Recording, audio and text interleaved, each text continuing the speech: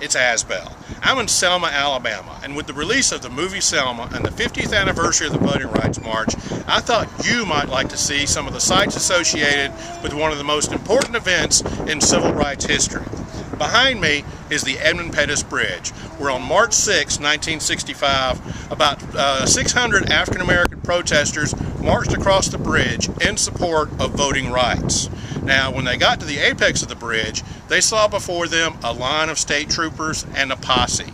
A posse, you say? It's not the Old West. Well, Dallas County Sheriff Jim Clark had ordered every white male above the age of 21 to assemble at the courthouse that morning, and he deputized them to help stop the marchers. Now, it showed great courage, but the marchers kept marching. When they got to the line of state troopers, they were ordered to disperse. But before anybody could react, the troopers attacked. They used billy clubs, tear gas, and charged the marchers on horses. It was a terrifying scene, and the footage was so shocking that the national networks broadcast it as soon as it arrived in New York during prime time that night. That day became known as Bloody Sunday. The nation reacted.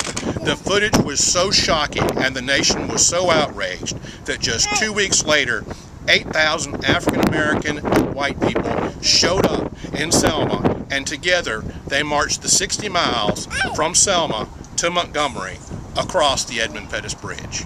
We're in Whitehall, Alabama, and this is the National Park Service Interpretive Center for the Voting Rights Trail.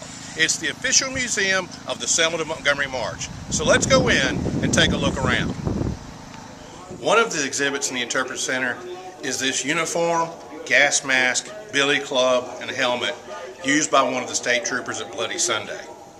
Imagine the courage it took for the marchers to keep moving forward straight into a line of these guys.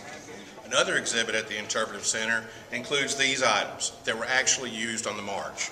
Shoes that were worn, flags that were carried, even a helmet worn by one of the National Guardsmen who was federalized to protect the marchers as they went from Selma to Montgomery. Keep your eyes